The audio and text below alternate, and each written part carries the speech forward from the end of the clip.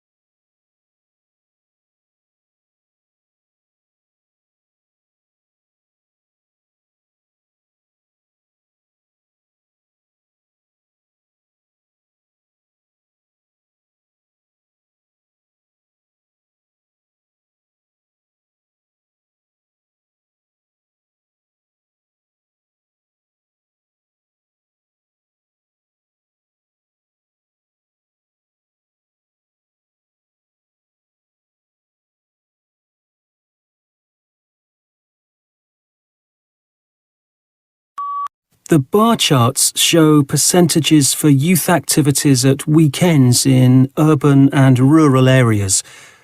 The most popular activity in both places is using social media, accounting for just over half of the time.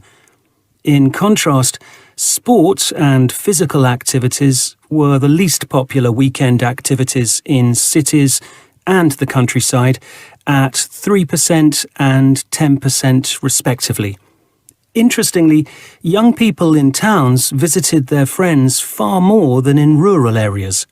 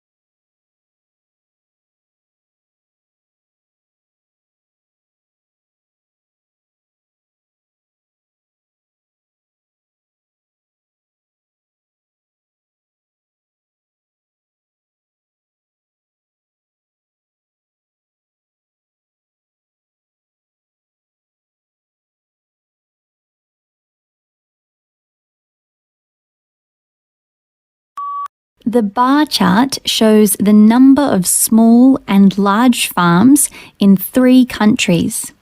Small farms are 50,000 square metres or less, and large farms are 500,000 square metres or more. Country C has the largest number of small farms and the lowest number of large farms. Country B has the same number of small farms as large farms, while Country A has the fewest farms with only 300 in total.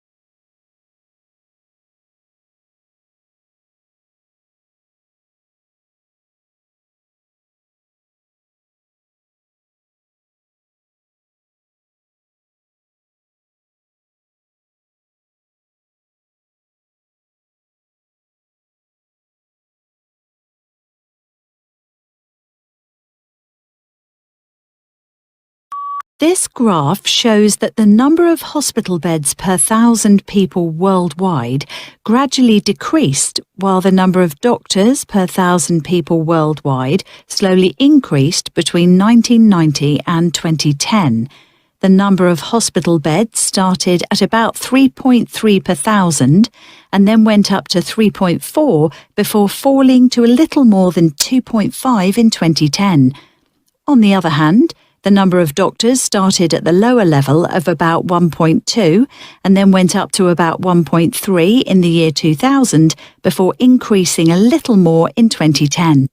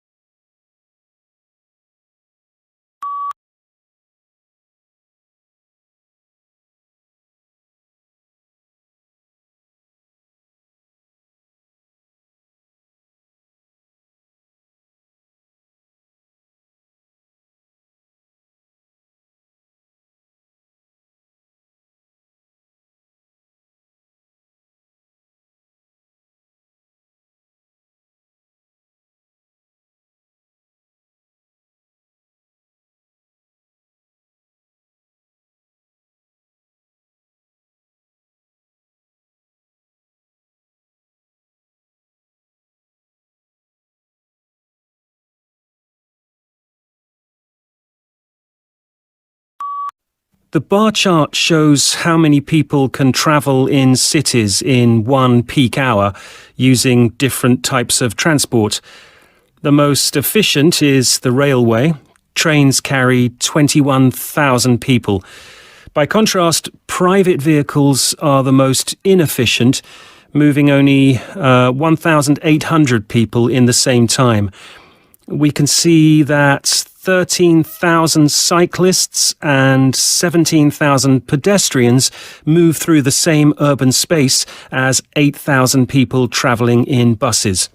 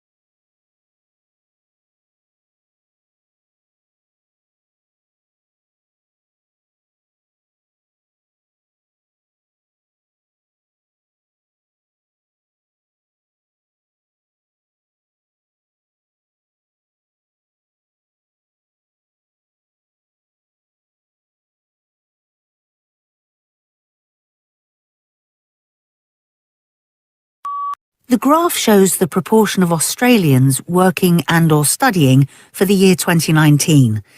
There was a higher percentage of males working or studying compared to females for all age groups except for teenagers.